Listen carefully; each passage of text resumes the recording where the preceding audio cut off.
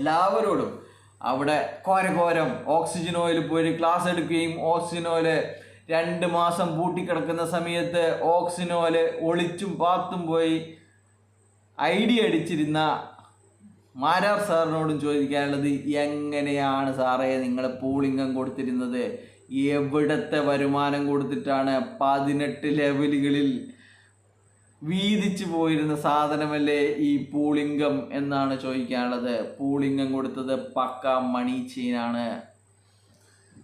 പിന്നെയുള്ളത് ഒരുപാട് ആൾക്കാർ പറയുന്നുണ്ട്, നെഗറ്റീവുകാർ എന്തോ വലിയ ശക്തികൾ, വൻ ശക്തികൾ തടഞ്ഞു.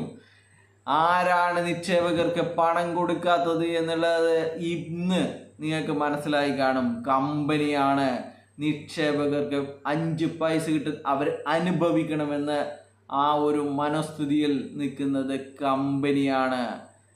മെയ് മാസം 2024 മെയ് മാസം പറഞ്ഞു ഒക്ടോബർ വരെ മാത്രമേ നമ്മൾ കേസ് നടത്തുള്ളൂ, ഒക്ടോബറിൽ നമ്മൾ എക്സൽ ഷീറ്റ് കൊടുക്കും എന്ന് പറഞ്ഞിട്ടുണ്ടായിരുന്നു.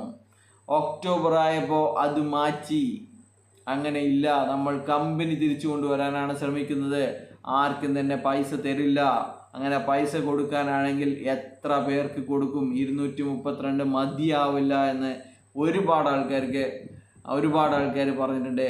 ഇത് 1000 കോടി ഉണ്ടായി കഴിഞ്ഞാലും ഇപ്പോൾ കാത്തിരിക്കുന്നവർക്ക് പണം കൊടുക്കാനുണ്ടാവില്ല എന്ന്. അപ്പോൾ എന്തുകൊണ്ട് നിക്ഷേപകർക്ക് പണം കിട്ടാൻ പാടില്ല എന്നുള്ള ലക്ഷ്യത്തോടു കൂടി നിരവധി കേസുകൾ അവിടെയും ഇവിടെയും കേസ് ഫയൽ ചെയ്യുകയും നീട്ടിവെക്കുകയാണ് ചെയ്യുന്നത്.